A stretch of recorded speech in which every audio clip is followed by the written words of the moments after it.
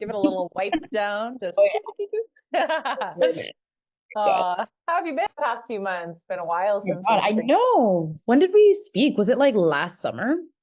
I think yeah, we started with the DHL stuff in spring into summer, I think. So yeah, it's been a hot minute. Oh my God. Well, nice to see you again. Yeah, nice to see you too. What's been going on in your world and what are you working on? So many things lately. Well, I just got back from a trip, which was nice. I Where'd got you to go go? for a little bit. I went to Burkina Faso. It's actually where I'm from. Oh my So gosh, yeah, cool.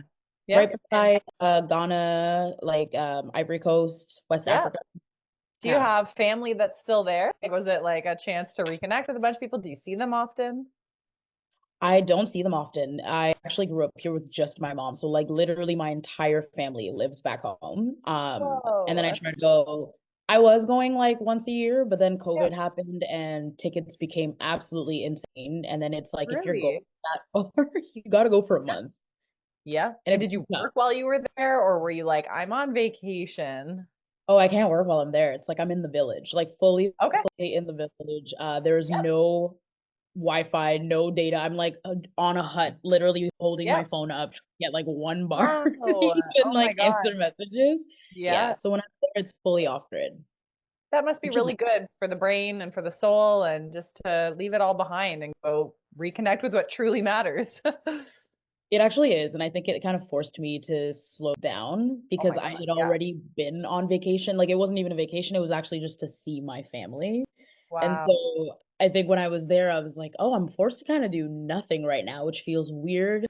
And I feel guilty because I already had an actual vacation. You know what I mean? So Yeah. then I'm just like trying to work, can't really work. And eventually, after like a day or two, I finally just like calmed down. I was like, you know what? I'm just going to be present, just gonna have Yep. fun, not feel guilty about my piling to-do list. But like, Yep. you know what? It is what it is. Yeah. It's crazy that we feel guilty for not doing all the time. Like we're just trying to be humans and we feel guilt because we're not being productive. It's like it takes days or weeks to unwind your nervous system to be like, wait a second, like I don't have to do anything to be a good human. Yeah, that's a big part of what I'm learning this year too, is that whole concept of you don't have to necessarily work as hard in order to reap as many benefits. Not that you shouldn't work hard, but it's really just this idea that you have to like work 30 times harder in order to make like 30 times more. Say like it's not Yeah. really that, it's more like just working smarter, which is Yeah. something Yeah. that for a long time I think I've known, but I'm just so used to this like Yep. grind hustle mode that it just never felt right. And so Yeah. even now I still feel uncomfortable when I have to slow down, but I think Mm. it's in the back of my head, at least I know that I'm cognizant that I actually need to slow down and that that's not the path towards actually Yeah.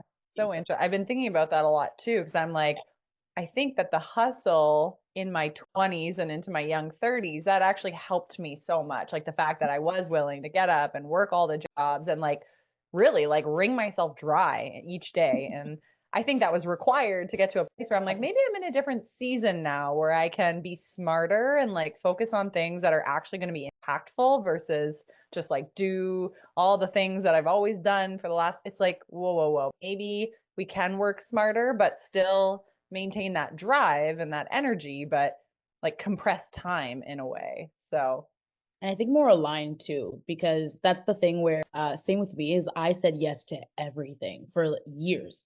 yeah. And I got to a point where the burnout was so heavy that I wasn't even focusing on the things that actually mattered, like from a work standpoint. So I think when we spoke last time, I was explaining Yeah. to you that I do Nile. I also have the DJ practice space that I was telling you about. And Is then, that your, like, you yeah, founded that place? Oh my yeah, God. Whoa. yeah. Okay. And yeah, and then I was working on agency stuff that I do with my Yep. partner. Kerwin. So it was like all those things were happening, and those are the things that actually fuel me. But then the Yeah. client work started being like, oh, I'm actually working on other people's businesses more than I'm working on mine. And then you have this like nonstop guilt, even though I love helping and servicing people with their own things. It's like then my stuff was lacking, Yeah. I was like burning out. And then I was like, you know what? This is a moment, like you said, it's a different season. Yeah. Realize you like saying yes to everything actually is not even smart anymore. It's like No. saying yes only to what is actually aligned Hmm. part of my actual growth or path forward. And Yep. unfortunately, that's just not necessarily helping everyone else right now on their projects. Yeah. It's more like putting more love into mine. So Oh, yeah, we should be recording this. I feel like talking to me because I'm like knee deep in client work again, yeah. which I love, but Yeah. it also takes me completely away from thinking about my own business strategy, growth, because every day I just like report in to my 10 clients, make sure I keep afloat, and there's Yep. not really much creative energy after that, unfortunately, for me Yeah, you're to, like juice. You're tapped after completely. yeah. Yeah, so Curious, it's yeah. before we get into it, what your stuff was, because I know like we met through DHL and it's the consulting, but what is the other side of that? Yeah, so I mean, I take on about 24 consulting clients a year, so two a month, and we work in 3 month time frames. And Mm, essentially, I look at their marketing strategy, mostly digital, yeah. and look at where the gaps are. Most of my clients, they're like solo practitioners.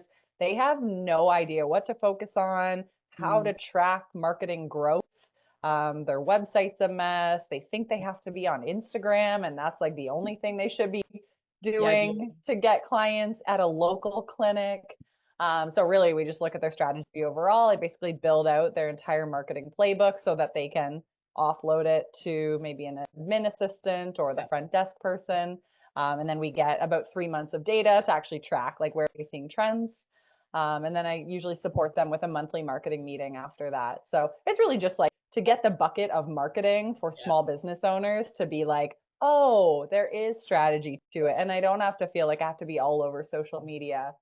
So yeah, there's that. And then I also kind of have my personal brand with the podcast, with an email newsletter, kind of building out like just like a portal on the internet where I share insights and personal stories and what it's been like building a business for the last 10 years. And yeah, I just kind of hold nothing back. And I just want to share more about that because it seems to resonate. And I don't know, I like And is doing it that the too. side? That's the side that you're feeling like isn't getting as much love? Totally. Yeah. And thinking about growth of the business where Yeah. I'm not in it. Like I could leverage, like I get a lot of traffic to my website, but it's all for one-on-one coaching and like there's nothing else for sale. And I'm like, well, Mm, I'm just letting that slide because I pour all this energy into my blog and the podcast, which helps what and so I'm just kind of like I've created. right, like writing like some sort of like manual ebook, like something that people could just like, if I don't have the bandwidth or the capacity to Yeah. actually purchase Yeah. the like the full thing that you do, which is incredible. Do you know what I mean? Like, is there a Yeah. mini version of that? And I mean, I have it. I give it to all my Yeah. clients. It's just not polished enough, and I don't gift myself the time to like establish my own products and like give them the love they need, and to re-record the videos so that they're fresh and Yeah. yeah, things like that. I have a couple courses. Mhm. Like I teach search engine optimization, and that's one of my favorite topics. But the course just kind of collects dust, and it's really good. But I would need to build out my own marketing funnel Yeah. for it, you Which know? crazy. We're too busy to do the own Too thing. busy, But can't do it. Yeah, yeah. So, anyways, so yeah, for today's recording, we can kind of go two different directions. Like we can exclusively focus on Nile and your role there, or if you want to chat more holistically and kind of like weave in conversations about creativity and what you've been thinking about over the last few years and just the journey overall plus Nile, we can do that too. Like I've done some digging on what I could find of you personally on the internet, and then obviously I know what you guys are up to with Nile. So, what feels better for you? I think I'm always a holistic gal, you Yeah, know, just a perfect. little bit of everything, Yeah, which okay, is let's how do I it. approach life as well. So Yep, yep. Okay, I love it. So, I kind of have a flow for the conversation. I think I'll just kind of kick off with some, what are you up to? How are your travels? Then I'm going to go into a little bit of your journey. I kind of found some really cool stuff about you and how you stay inspired and how you maintain your creative fuel. So I'll ask some questions there. And then sweet. we'll kind of weave into Nile, maybe a little bit of marketing stuff if you're open to that, and how you guys prioritize like arts and culture and building the brand in the community. Um, yeah, Totally. Yeah. sound good? Go off, do your thing. Awesome. Yeah, and we'll keep it to about 40 minutes. I find that, we tend to keep listeners for about 35, 40 minutes and then people drop off. So I've been shortening the episodes from an hour to 40. I think that's our sweet spot. So we'll record and then feel free to plug anything at the end, your own personal accounts, how people can shop Nile, and we'll try to, make it all about you and make sure the spotlight is on anything that you have coming up. So, Thank you. Appreciate it. yeah. Have you ever done a podcast before? I have never. I actually was thinking about that. I'm like, I feel like I yap with people all the Whack. time. Have I done? No, I do not think I've done a. I've done some like interviews that you have to like write in your answers, Yeah. but I've never Okay. actually gone on a call Oh my or. gosh. Yeah, Well, exciting. excited to jam. Like you're such a natural conversationalist, so I feel like you could have I your love own to podcast. yap. Well, that can be your podcast name. Love to yap. Love to yap. Okay. And if I'm saying your name, is it Sandrine Somé? Yeah, you even Yeah? got the accent right. I love it. Okay. Or is it Somé? It's Somé. Yeah. Okay. Yeah, I just want to make sure. Awesome. Okay, I'm gonna hit a couple buttons on my end. We'll basically start recording and we'll just flow with the conversation, keep it really chill and fun. Okay. Awesome.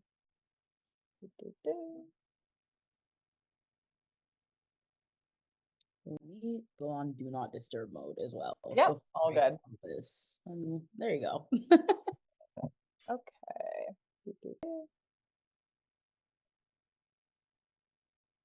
Sandrine, welcome to the Visionary Life podcast. I'm really excited to be sitting down with you today. I think we're kind of getting to know each other. You and I actually had a chance to collaborate and talk about Nile Coffee and some of the marketing strategies and growth efforts around that. And that was about 6 months ago. So today we're sitting down, catching up, and I'm going to pick your brain on all things marketing and your recent travels and how you stay inspired and creative. Because I think, like many of our listeners, you are somebody who has a lot to give, a lot of creative ideas, this visionary tendency to want to do it all, squeeze the most out of each day. So I think that we're going to have some really robust conversations. And thank you so much for being here today. Thank you so much for having me. I'm excited. First podcast. Yeah, first podcast, which is crazy. I can see a podcast in your future. So maybe we'll plant that seed today. Just added to the long, long list of Yeah. other things I'm already doing. Yes, I love it. Oh my goodness. So speaking of the to-do list, you actually said that you just took 1 month to go travel, go step away from the hustle bustle of Toronto. You didn't even have access to Wi-Fi or reliable internet. So can you just share a little bit about what you were up to and maybe any learnings about yourself or the way you operate or anything that you want to take away from that vacation, that trip? Yeah. So like I was mentioning, it was actually about 2.5 weeks, but I went to Burkina Faso, so which is Ghana, Ivory Coast, West Africa area for people who do not know, and that's where I'm from. And essentially my entire family lives there, right? So I grew up here with just my mom and try to go every year in order to really just keep that connection, obviously. And there's a lot of WhatsApping, a lot of like FaceTiming in between, but there's nothing quite like being there. But the difficulty, which I've started finding the more I was building the Niles and the Estrellers and all the other work that I do, is that taking a month off or even 2 weeks off completely is really, really tricky, especially when you're going to a remote area like that. And so we always go to my ancestral village, which is my dad's side. Essentially, like our my great great grandfather like founded that village, and so on the 2nd of February is kind of like our Day of the Dead, where we really speak about. They do a whole list of literally every single person in our village who has passed away since that time, and it took so long, but it was so beautiful and so moving, and there was a whole ceremony. So that's the main reason why I went for that specific time. But like I was saying, I actually had already gone on vacation to Brazil for the first time ever, which I loved. And so I had this guilt of just being on another trip where I couldn't really access internet, couldn't do much. And then you're sitting there watching your to-do list pile up and you actually have zero control over tackling it.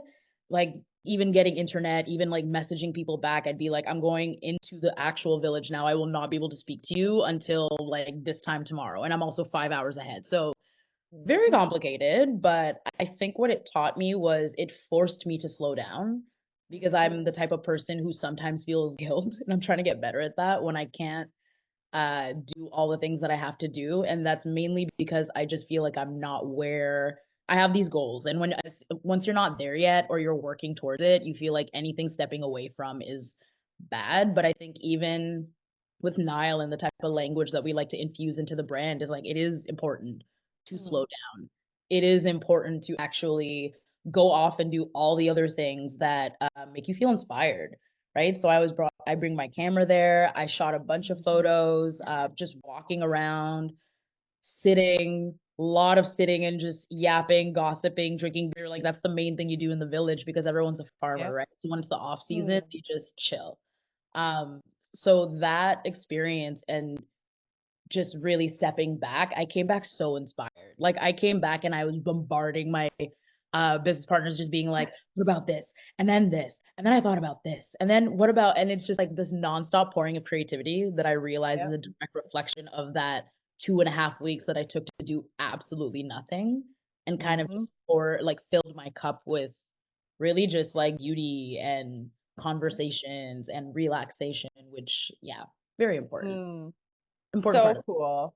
I yeah. think the whole guilt piece that you're talking about is so relatable. And I really don't have the answer to that because I feel it. I know in talking to others, they feel it. And then when they go on vacation, they find themselves still tapping into emails and assuming that everything is urgent, Mhm. which I think in retrospect, like barely anything is urgent. I don't know if anything burned down while you were away, but I'm sure it was fine, right? Like it's okay to be unreachable for a couple weeks. No, totally, and it's crazy because when I work for other people so I used to work in agencies too, and we always were like, "Why are you asking me for this thing like someone's dying?" Like, literally nothing is Yes. urgent. But then Yep. the moment it's my own businesses, it's like this guilt of like, I'm trying to get here and be Yeah. leaving for this amount of time and not being accessible is like it's almost like you can see it when you're in a different situation, but the moment it's your own thing, Yep. similar to how when we met through the DHL program, you Yep. were, I was explaining to you that I do brand strategy for a lot of people. Like that's something I've done for like many years now. But then when it Yeah. comes to brand strategy for Nile, it's almost like because I'm so in it, I Yes. need your brain as an external person to then look at it from this Yep. holistic view and say, this makes sense, or what about this? Have you thought about this? And I like had it. You know what I mean? Oh So yeah, for it's sure. that same thing. You kind of need to be outside of it in order to realize how crazy you're being and that nothing Hmm. is a rush.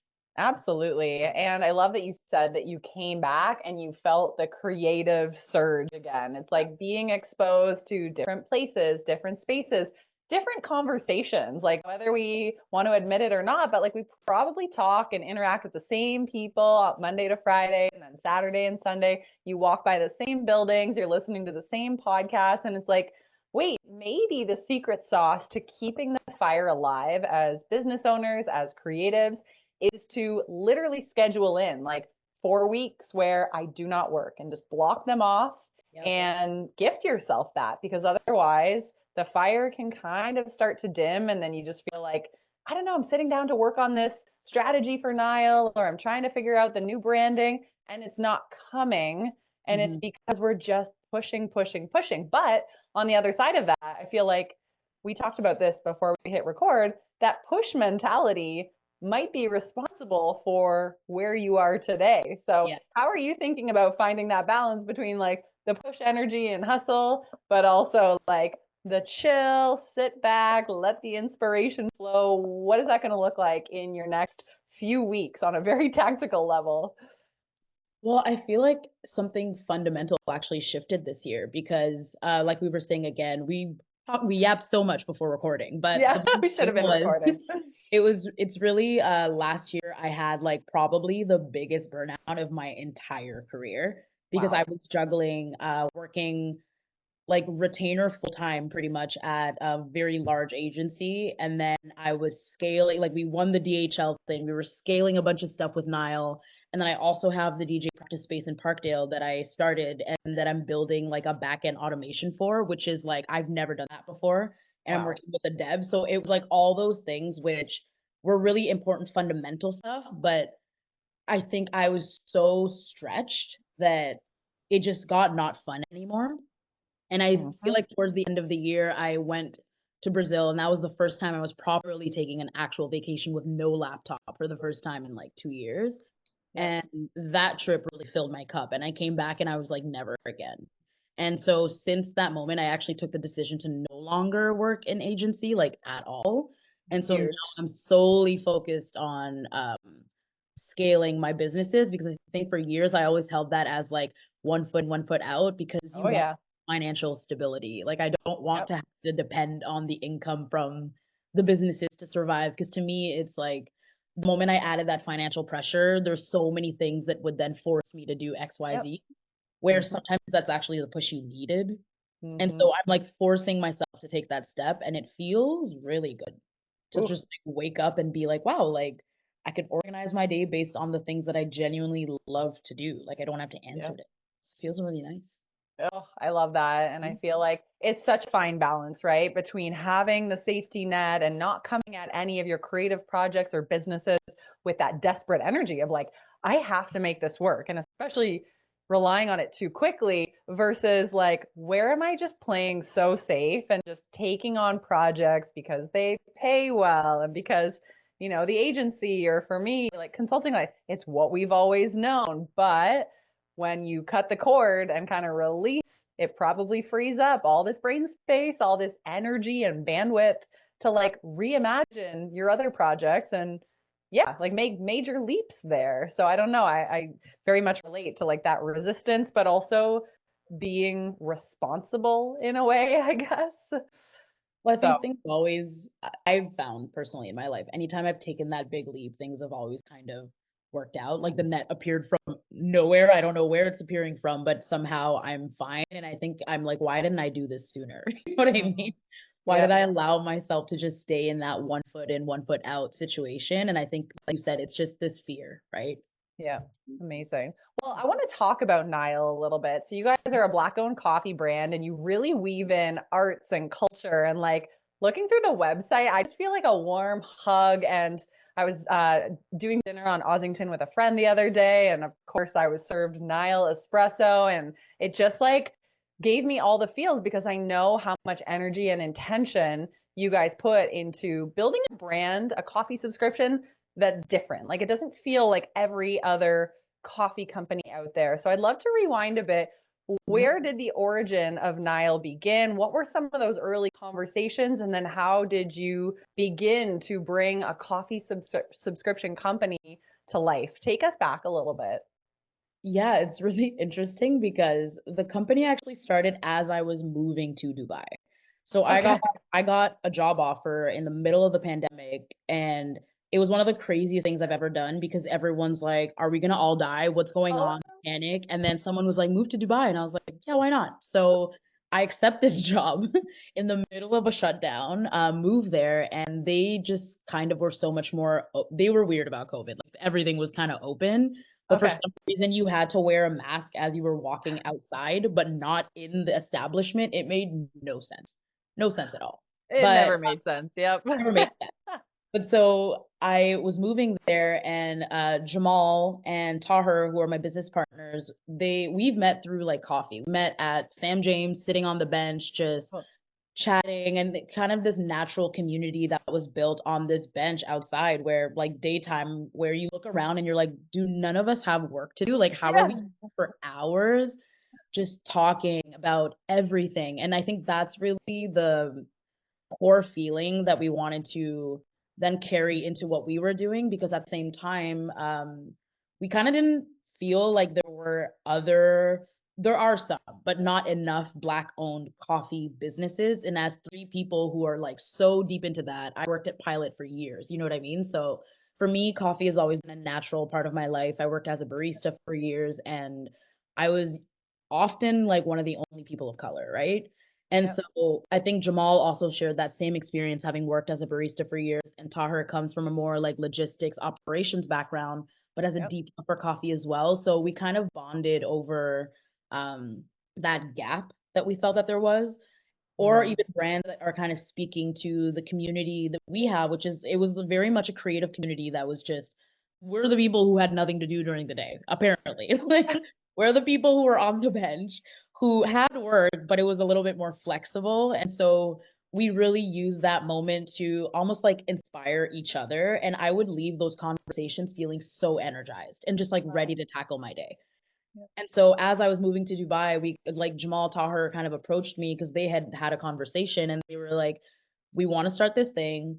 It's going to be with you. We know you're leaving, but let's still do it. And I honestly hesitated because I was like, how am I going to run this when I'm 8 hours ahead of you guys? And I don't even know if I'm moving back. It's a pandemic. But again, I used to say yes to everything. So Yep. I said yes. And about like 4.5, 5 years later, like here we are, which is incredible. And I'm really, really just excited about what we're doing. And I think that excitement even came back after I stepped away from all the other things that I was doing. Because Mm-hmm. that hardship of just like everyday grinding and feel like you're seeing the change, you're seeing the progress, you're seeing people respond, but Yep. being an entrepreneur, as you know, is just like working so hard and then seeing a little bit of an uptick, and then you work a little bit harder and then you see a little bit of an uptick, and then eventually everyone kind of understands the vision and they tap in, which is the point that I think we're all trying to get to. But that in between part where you're doing all these other things, you're very stretched and you're just not necessarily seeing the results that you Mm-hmm. want is really difficult.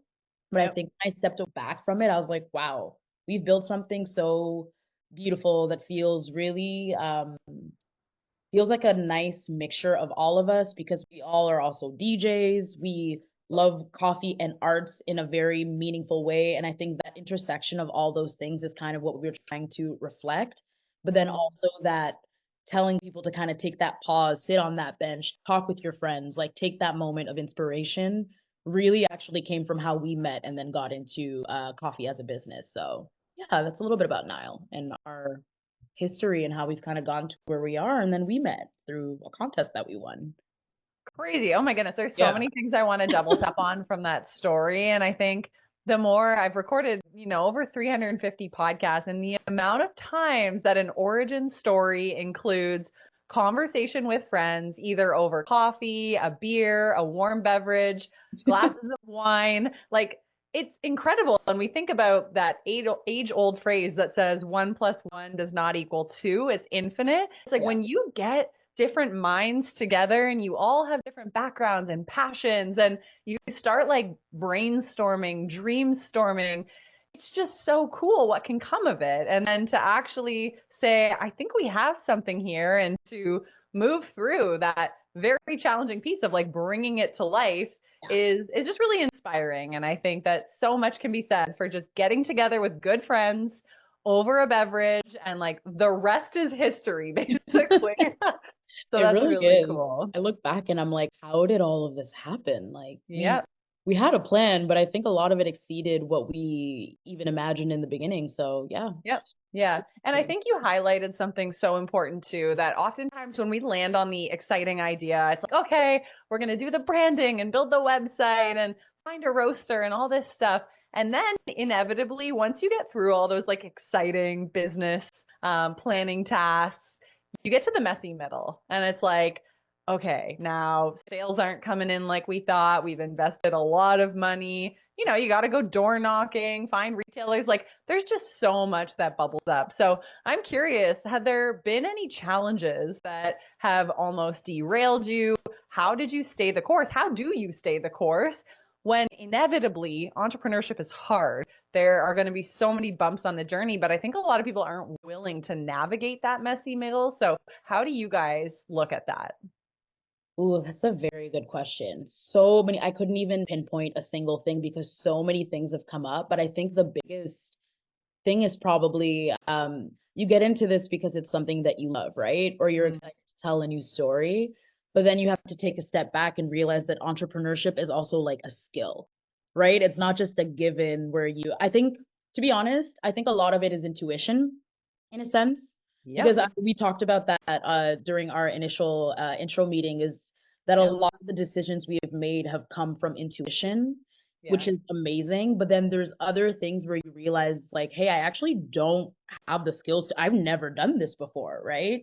Like, really important business things. Specifically, I would say, like, on the sales side, I love creating brands, stories. I love being on set, doing shoots, collaborating with my friends, like casting, hiring different designers, like Cool. cinematographers, everything. But then when it comes to sales, I think that's where I actually struggle because I hate forcing people to buy things, like, which is crazy because that's the business we're in, trying to get you to buy coffee. But I hate asking people to do that. And then so I think when we even like, even as of late, that's something that we're really focusing on, like the foundational side of building a proper sales pipeline, which even as I spoke to my other friends who are also founders, I think it's a big thing that a lot of us lack because you don't know how to do that until you know how to do it, Yep. right? So I think it's really recognizing and being patient with yourself when you hit a roadblock of thinking, as a founder, I should know how to do this, Yep. or why don't I know how to, why am I seeing this happen for this brand? We're doing kind of the same thing, but we're not seeing the similar results. And then it's like it actually has nothing to do with the surface story. It's more about your systems. It's more about the Yeah. foundation that you've built. And that's yeah, there's many things that I didn't know and that I had to take the time to actually either um learn. I'm a big like online course person, which is Oh literally yeah. got to where I'm at today. Just like Yep. big online course person, but I also recognize when I don't know something, I seek out an expert immediately. And when I Hmm. say an expert, it's more do I have a friend that's in this industry that I can tap into and say, hey, I'd love to just borrow like 2 hours of your time. Don't Yep. know anything about this, or do you have a professional that you can connect me to learn more about it? Because I just find that you have to find the balance between what makes sense for me to learn in order to understand as a founder and Yep. what do I need to outsource because it makes zero sense for me to spend 2 years learning this skill that I should have just outsourced, right? So I think Mm. that that's been a big difficulty, especially as a small business. We don't have Yep. unlimited resources. So you Hmm. kind of have to tread that fine line of I need to know this, I need to learn this myself, and it's time to actually outsource and get someone who's going to bring us to that next level, and it is worth the investment. Hmm. Yeah, I'd say that Yeah. much. That's such an important reminder. I mean, number one, it's just like a reminder that committing to the journey of building a business and chasing big dreams is also a commitment to lifelong learning because what worked 5 years ago, 2 years ago, 1 year ago to sell coffee or consulting or whatever doesn't work anymore, right? We always have to be looking at like where is the attention going? What are people responding to? And being willing to shift and evolve and change and learn and realize that like we don't always have the solutions that are going to be guaranteed for the future of the business. Mhm. And I also love what you said about like you recognize, okay, I tend towards that creativity and that inspiration. It's like the reason why you love Nile. But then there's also that piece of like, well, we have to sell and bring money into the bottom line. And I often see this tendency of business owners, they want to lean so deeply into like, just do what's fun and light and just like Mhm. follow your heart. But I think you also have to make strategic decisions on behalf of the business of like, okay, like sales is something that's important and we need to look at this objectively and realize that like we don't always get to just like play in the fun zone and the creative zone. And sometimes we just have to like put on a new hat and be like, okay, this isn't as enjoyable. However, making a strategic operational choice on behalf of the business to learn about shit that I don't know about, which can be hard for somebody who's very passion driven and who's starting like a purpose based business, I guess. So, anyways, Yeah, definitely a tricky one, but I think I also am like a lifelong, like I love learning. I love learning about random things. So to me, yeah, it's more like, do I have the time to actually learn this properly and deeply in the way that I need to do it justice in the business? But yeah, otherwise, all the different parts and components of things that it requires to be successful in business is like I'm very open to learning, and I've seeked out so many different like incubators, yeah, programs, because there I think when you really log into like the is it the ISED or whatever like yep. there's an infinite amount of resources. Hmm. I Good. think a lot of people would be surprised, and it might not be resources that they're willing to take on because sometimes these are things that you need to do. It's like a 6 month program. You need to check in, you need to do meetings, but Yep. they are actually so helpful to have, again, that objective person that's going to look over your business and really say, hey, here's where you're struggling and where I think you Hmm. can put more resources into. And so Tahir, Jamal, myself, we've all been very open to those types of programs. And that's even how like I apply for all those things because I Yep. don't feel like I'm at a place where I can say like, you know what, I know enough. Yeah. we're good. Yeah, Like, I'm not there absolutely. yet. So Mhm, mhm.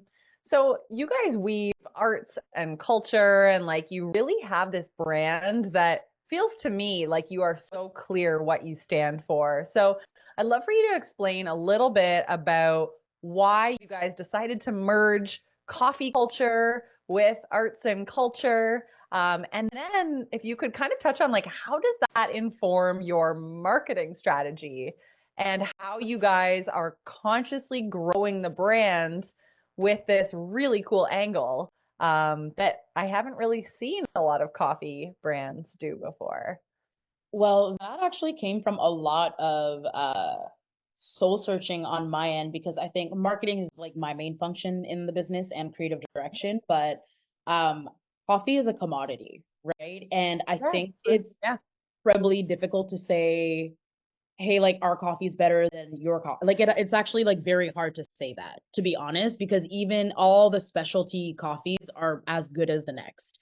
You know what I Mm. mean? Like there's not like even Yeah. the biggest brands like the blue bottles, whatever, like there's Yeah. a coffee that's smaller batch that's probably as good as blue bottle. So then you get Interesting. into this conundrum where it's like, so if all of our coffee, which is specialty grade, is really good, then Yeah. how do you even differentiate yourself? And I really was digging for a while, and I think people hate to admit that it's like it wasn't just like this natural, like we Mm. had to build in a story that felt true to us.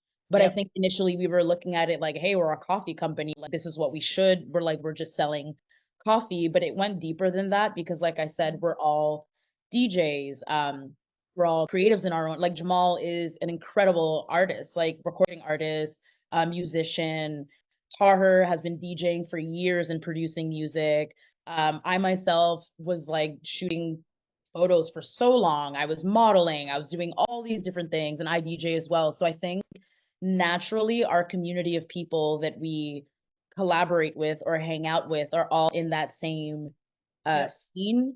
And like I said, they're all those same people that we would sit on the bench and have these beautiful conversations with. So we really just made this brand an ode to the people who are part of our community and then this Mm. extended community that is so global in a sense, but then Yep. tying it back to the coffee actually having its origins. I think it was really important for us. We don't like to play the black angle, I would say, like as the main thing, because that to us, all three of us, we were like, you know what? Not that that's not a very important part of it, but we exist beyond this idea of just being a black owned coffee brand. Like we actually stand Mm-hmm. for bigger things than that. And I think that whole rest angle, which like it's funny that I'm still grappling with that and it's such a big part of our brand, is almost like an affirmation.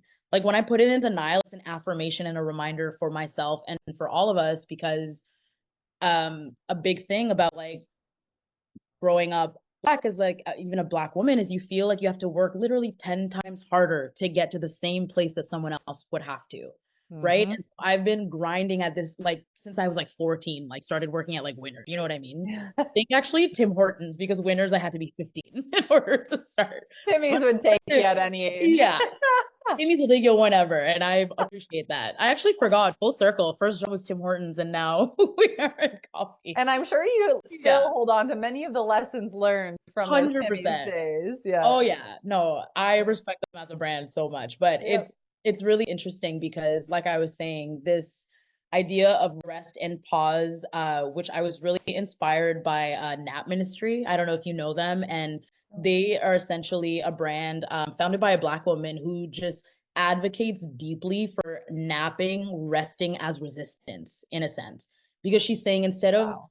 hustling and grinding in the way that we are used to be seen in the same way as everyone else on an equal level, take a pause. Like, don't even worry about it. Do what's good for you. Like, fuck it. You know what I mean? Sorry to Yeah. swear on a No, podcast. it's great. Bring it That's on. really just so those different things, which are important to all of us, kind of intersected in a very interesting way, I should say. And then so by default of that is like we love working with our friends. And so when we went to make a mug, or we went to build the website, or we went to do a photo shoot, or we went to do a piece of merch, the whole concept behind it was this idea of play and rest and dialogue. So we made like an incense holder. We made this really Yep. cool jersey with our friend Moya, who is an incredible illustrator. He's now moved to London, but he's worked with like Pharrell's brand, like he's worked with like really big names, and we just happen to know him, right? Wow. So all of these things are just organic collaborations with artists that we really respect. And then I think this idea also that everyone is actually inherently creative. And so back to when we spoke about throughout the DHL process, Yep. we kind of unlocked this new thing for the brand where it's almost like not coffee for your 9 to 5 where you feel like it's coffee to grind. It's actually for your 5 to 9. It's for your passion project. It's to fuel the thing that makes you happy that exists beyond how you make money, right? Or it can be the way you make money, but it is your passion. And Yep. so all those things are really important to us as a brand. And I think like accidentally or on purpose, we actually have now differentiated ourselves from every other coffee brand that I personally know. And I'm sure other people have that same similar ethos or similar audience because we all are kind of the audiences may be similar, but I think it's the way that we are approaching it. I think we've now carved a very unique place for ourselves in that market. And now Mhm. it's more about telling that story in really meaningful ways. And we've been doing these ads. I don't know if you saw the little commercials that we've been doing. Like once a year, we'll do like a big commercial. And so the one that we did last year was just like, again, organic. My friend that I first lived with when I moved here, first person I ever met in Toronto when I moved here, ended up, he's a director now, incredible director, Tim Miles. Crazy. So he's like, love what you're doing with Nile. Do you guys want to shoot a commercial? And I'm like, yeah. So Yeah. that's how all of these things have happened. Just Mhm. friendships, collaborations, and kind of working with like-minded people and really from a strategic lens, kind of understanding what resonates with that segment of people as well. Mhm. Oh, this is what we have lost. So many business owners, and I'm going to blanket online business owners, think Yeah. that starting a business is like, I'm just going to go in my basement, open up my laptop, do, do, do, do, do, do. And they forget that like the magic is in the connection, the partnerships, leaning on friends, not feeling like I have to do everything, but instead calling someone up and being like, yo, want to jam on this? How can you contribute? And I can contribute. And, we can come up with something really incredible together. Like the partnerships that are just exciting. I think we've lost that because people are living behind their screens. They Yeah. think that it's enough to just send off emails and, put on the Google ads and run the funnels, which is all fine. But I think the magic and just like the uniqueness of Nile is that you guys have this brand that is built on connections and your interest. And it's like at the crux of all three of your lives and what you really feel excited about. And you've brought that in. And I do believe that some of the best businesses and product ideas are a direct reflection of what you wish you saw in the world and tying in the storyline that you're like, yeah, this is a commodity product, but if we want to be a favorite, we have to apply the personal insights, Yeah. the storytelling that people feel connected to. I love the visual of the 5 to 9 because that's when I was sipping Nile. It was out for dinner with a girlfriend after podcasting all day. And I was like, you know what I want right now is like a cute little espresso. And like, yeah, it felt so good. So yeah, it's a good reminder that like the story is so valuable and to never discount how much you bring that forward in your marketing versus just being like, I just got to post on Instagram. Like, well, what's the message Yeah. there? That's not Why? Yeah.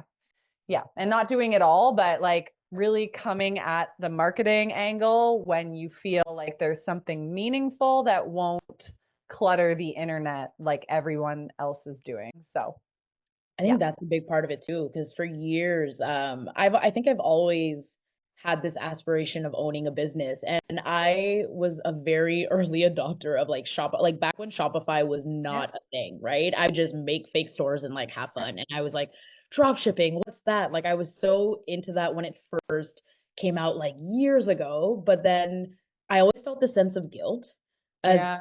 why would I just order something from China and resell it on Shopify and then there's no Mhm. actual connection to this other than I Yeah. did my keyword research and know that this product is being searched X amount and that like if I do my margins right, it will probably sell and I'll make money. You know what I mean? Yeah. Yep. Hmm. That process never felt good in my soul. And so I Yeah. think I like moved to Toronto like 2014, and then I lost that part of me for a while because I was focused obviously on school. I was working as a barista, and I just was living life. And then years later, by accident or not by accident, then when Jamal and Tahir kind of approached me, like I had no, that was not in my path to actually start a business at that time.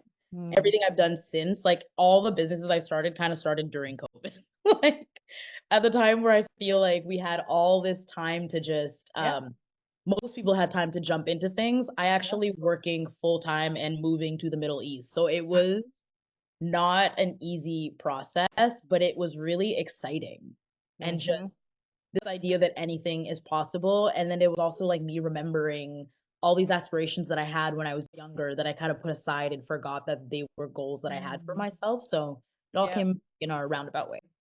That's incredible. What would you say are some of the things that have quote unquote worked in terms of marketing and building awareness for Nile? Like, if you can reflect on maybe one or two or three things that you're like, damn, that was successful, not necessarily from like bottom line revenue, but just a moment where you're like, yeah, that was it. We really made an impact for the company in that moment. Yeah, I think there's like two major things last year. One last year and one recently this year that worked really well. Like I mentioned, that commercial that we did like got the most amount of views and shares, and we even got into Ad Age. Like it was the amount of publications that reposted that and said like best commercial, like 13 best commercials that you should check out today. Like I was shocked, to be honest. Such a Wow. beautiful piece that we put together, but I didn't expect the feedback that we got, which was really Yeah. beautiful. And it got a lot of eyes from people who came at it because of the creative, actually not because we are a coffee company, right? And Yeah. so it proved this point of like if you and I'm seeing a trend of that too, where a lot of brands are focusing on these more like short form, um, almost like very like very beautifully shot movies, like mini movies Yes. for the brand. So Yep. we did that very organically just because of our connection to Tim. And it was something we had done the year before with Adrian Vieni, and that also was Yep. one of our best pieces of content. So I think people love that from us. We want to do more of it. Yep. I will say though, for everyone, the budget needs to be big. You cannot have that many people, Like and how much is big though? Because I think now not we're that big. curious. I'm talking Like, big of like that wasn't in a plan. It wasn't in a yearly plan for us. But if we had done that, actually, it would have cost like 30, $40,000 to produce that, right? Which okay, is like yep, not in yep, our plan for a one-time piece of content as a yeah, small business. Like we, you know what I mean? I'm just saying like yeah, it's not the worst price tag, but it's also just like it needs to tie to something bigger, obviously. yep, But we were really blessed that it was just pulling favors and friends, and it ended up being like everyone was just down to collaborate, and it just fell in our laps twice, right? yeah, Very lucky. cool, Then the next thing that worked out really well for us was we were approached by Crybaby Gallery to do an art show there. yep, And initially, when they approached us, it was kind of like, well, I don't want to just print photos of creative that we've done and just like put it on a white wall. And Moni, who is again very good friend of ours, who is the head curator there, he's like, well, no, I love all the people you guys collaborate with. What if it was an art show of all your Nile collaborators? And so it turned into wow, Eric Chen, who designed our t-shirt. It turned into Rahel, who's actually one of our baristas at the shop that we opened, who's an incredible ceramicist. Our cool, friend Nikhil, who is he works in art dep, but he's done like some set design stuff for us whenever we've done a shoot. yeah, Um, who else? Yeah, there's so many people that were involved, like Susie, who's done a lot of poems for us that we've put on actual merch. So it's like yep, just this really beautiful coming together of all the people who have helped us throughout the process, whether it be merch, website, just random graphic design, because all those people in their own rights, even if they're not uh artists that would show in a gallery, they are artists in their own yeah, respect, right? And so mm, giving them a platform to showcase their own work that actually had nothing to do with Nile in a yeah, gallery setting was so beautiful. We had espresso martinis. We collaborated with Stoli. The reception and people who came and just like the mug that we dropped as well. Like it was just overall just so successful. And wow, Obviously, events like that take a lot of planning, take a lot of heart, but it's worth it. It was Hmm. very, very, very worth it. And I feel like a couple things like that throughout the year, not Hmm. always necessarily a gallery show, but I think just a way to bring the community together and give a platform to others have either helped us or that we just are feel inspired by Yeah. seems to be another pillar that we should add to the brand as something that's like reoccurring. Mm. It's so cool because I think we, in our souls, we know that marketing like that has a infinite return on investment, but it's hard to quantify it. And so there's this deep trust needed that like this community we're building, paying attention to every single detail, having these like really special mugs that our friend designed. It's like you have to trust that all of that is going to pay off because there might not be this immediate spike in sales. There might not be immediate like business turnaround, but like those are the moments that truly build a brand that is memorable and that is remarkable. Like how many people left an event like that and went and told all their friends. And it's again hard to quantify that. So if you have to report in to like a marketing manager, or if you're just looking at numbers, it might not look perfect, but you just feel it. Like you feel the brand in your soul. And it's like that was worth the time and effort. And yeah, I think it gives all of us who are listening just a renewed sense of what it is to bring a brand to life versus maybe getting caught in the trap of just living behind our computer screens. So thank you for sharing that. And you guys have so many good like visuals on your Instagram where people can actually see how you really hold your brand standards to a high level of integrity, I would say. And like every piece is like, seems to me like it's really thoughtfully curated. Thank you. That makes me really happy to hear because that is obviously the mission. I think as social media shifts into this world where being less curated is actually the Yeah. move, I've again moving with intuition. It's more now like, okay, what feels good to Nile? Because Yeah.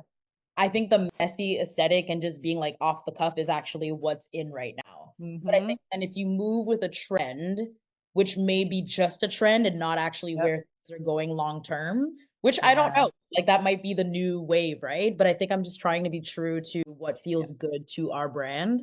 And Mm-hmm. then also keeping those standards, but finding ways to loosen them just to show not just feeling very curated, but also just a little bit more authentic and a little bit more like Yep. open-hearted. You know what I mean? So I think that's the Yep. next wave is like, how do we show a little bit of that mess, but still uphold the standards and brand that we have? Because it is really about the visuals and the aesthetic and the creative direction. Like that's what gets us excited. So I love it. And before I want to ask you one final question, but before we kind of shift gears, I'll just refer people to Instagram, Nile Coffee Club. You guys also have your website, nilecoffee.club, where people can shop your subscriptions. You have these amazing taster package, you have your swag on there. So we'll definitely plug that in the show notes. And I would be remiss if I didn't ask you about the DJ studio that you are building. Can you just share a little bit about how that came to be and what you're working on there? yeah, so that was another accidental business that I fell into, but it came from a real need because years ago I made a mix for Imanishi. I'm a big music lover. Like I love Yeah. music. I've always been putting my friends on to new music and stuff like that. But then I got asked by Imanishi, which is a restaurant on Dundas here. That's one of my favorite places, to make a mix. And Yep. so I made one, and then people were like, "Wait, can you come DJ this event?" And I was like, guys, I literally don't know how to DJ. And I think the thing that people need to understand is that the gear that is used to DJ in like the club standard gear or any venue, Yeah. the whole kit costs like 20, like near like $15,000. You know what I Ooh. mean? Yeah. It can Yep. cost that much. Like low end, maybe like 5K, high end, maybe like in the 10, 15Ks, right? No Hmm. one is spending that money to just have that gear at home. And so I took a massive leap of faith because I had gone to a space in New York called Pirate Studios, which like all they do is like rehearsal rooms, but it's like a massive Oh, warehouse. They have like 10 DJ rooms, 10 like band rehearsal rooms, 10 podcast, like it's massive, right? cool. Oh, But wow. which is a really cool business model. And so when I would go to New York, I would just bring my USB, use their rooms. And I was like, wow, what a lovely business model that allows me to practice in a space that isn't just at my friend's house or Yes. at a venue that allows you to come practice, but it's like awkward because people are watching you in your like early baby stages of learning to be better Yep. at something. So when I came back to Toronto seeking that, I was like, wait, no one has done that here, or even in Canada at that time, to be honest. There Mm. were Mhm. a couple places that they would have like jams where a bunch of people could come, but there was no private practice studios. And so I again took a leap of faith, bought the whole kit. I like pulled money out of my savings, thought it was the worst thing I could be doing because I had no there wasn't even a business model. It was literally just like maybe if I buy this and then rent the gear out and make my money Yep. back, like that's where I was. I wasn't even at making a business out of it. I was it was in the Wow. back of my head, but I hadn't thought that far. So I Yep. bought the gear, put it on Kijiji and like marketplace, and I literally made my money back in like 4 months because only Long and McQuaid rents out that gear. Then I Wow. was like, oh, there's a demand, and this isn't just for events. This is people renting it to practice at home. So then Wow. a friend of mine owns Tammy's Wine Bar, and one day through talking, he was like, oh, I have this basement space that's like storage that we're not doing anything with, and it's like a pretty like it was like 200, 300 Wow. square feet, and he's like, do you just want that? So I brought my gear there, set it up, made Dude. one Instagram post, and it blew up because nothing else like that exists in like all of Ontario. So every DJ word of mouth was like sharing it. I've never done ads. I've never like I barely post on Instagram, and it's been sustained for the past 2 years. Like it's yeah, the business is kind Wow. of booming because it's an actual need, and I think I just caught it at Hmm. a time in culture where DJing was becoming more like all the radio shows popping up, DJ culture, Charlie XCX's album, like all of that is part of a Yep. very specific cultural moment that we're living in. And I think I caught it at the beginning of that resurgence of people kind of wanting to getting into learning how to DJ. Yep. And now it's expanding into like I said, people need podcasting rooms, people need recording studios at an affordable rate. And the reason why it worked is because I charged $25 an hour, whereas Wow. anywhere else would be like $50, $60 an hour, but like DJs don't have money. A lot of creatives don't have money. Like they don't have money like that to be spending Yep. 150 plus every time that they want to practice for a gig. You know what I mean? Yep. Like when you're only Yep. getting paid $200 for a gig in Toronto. Like no one has Mhm. that money. So I think Yep. making it affordable and accessible and also for the people is the thing that I did right, because then it kind of just like blew up by itself. Whereas if I had priced it in a way that was inaccessible, then like Yep. people still needed it, but it would have just been a tougher Yeah. oh yeah, so it's kind of just running. The thing is happening. I don't even know how to describe it. It's just Incredible. it like makes me so thankful and happy to receive the messages that I do where people are like, thank you so much. Like I've been meaning to practice for this Yep. thing. I had no other way of doing so. Or this is my first time ever touching club standard gear and it's like $25 an hour. Like I think of all the things I've done, I love Nile, but this one is like, when you're serving a need that is so Yep. immediate, it just like fills your Yep. heart, makes it warm. So yeah, Ugh. yeah, And that is such a good spot to kind of wrap up. It's just such a good reminder of like when the heart and soul are there, you always figure out a way. And when you just keep following your intuition and leaning on like where is the demand right now, right? Like you also have to be open to like what is there a need for that I can uniquely fill, and then am I willing to snatch that idea and kind of just like throw your arms up and see how it works and trust that it will work. So that's incredible. And I would hope maybe one day you will add podcast studio to the works. roster. You mentioned that place in New York had podcast studio. So anyways, that would be super badass because I am loving recording in person again. The select gigster.com is very hit and miss. So No, it's already in the works. I'm like, trust me. Yeah, yeah. all right. Happening pretty soon. Okay. Well, I'm gonna be Love I'm it. gonna be your first customer there. So that's so cool. And I love the vibe. We are going to link everything in the show notes. This has been such a fun conversation. I love that we kind of got to cover it all and just shine a spotlight on how passionate and driven you are. And also this conversation around maybe I'm in a season where I need to let go of that control for hustle and more and instead honor my drive, but also enjoy what I have and know that I am enough without always being productive and on to the next. Absolutely. So, No, this is really Sandrine, great. thank you. This has been so fun. And yeah, we wish you all the best. Where should people connect with you? Anywhere else? Nile, Estrella, all the things. Yeah, I think just my personal Instagram is at Sandrine. And then Nile, the website, obviously you already plugged that. Estreller, which is like ESTRELAR. Yep. That's also, we can plug that in the show notes, but I think, and also on LinkedIn. I don't know. Hit me Cool. wherever the socials go. Yep. We're going to All the link it socials. all. Yeah, yeah, yeah. Amazing. And get yourself some coffee if you are listening. It is such Absolutely. a refreshing twist on coffee. You just feel better when you put those beans in your espresso machine. So thank you, Sandrine. We appreciate you taking the time today and we wish you all of the best. Thank you for having me. I really appreciate it. And this was fun.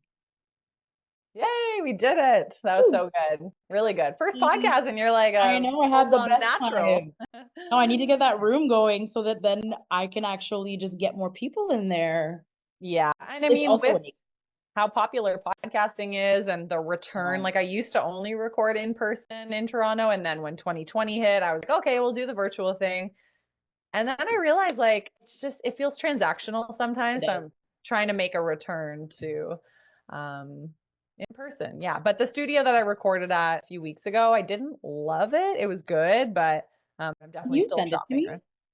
Yeah, I'm absolutely. genuinely like I just applied because you know I love an incubator. I actually just signed up for DMZ Yep. because what I'm doing to me like Estrella feels like an MVP right now, but the ultimate goal, which would be like my peak form of like blending all my businesses, because even now the intersection between Nile and Estrella is really funny because as we do events, people who want coffee catering are also like, do you know anyone who can DJ and is there a gear? And I'm like, yeah. Yep.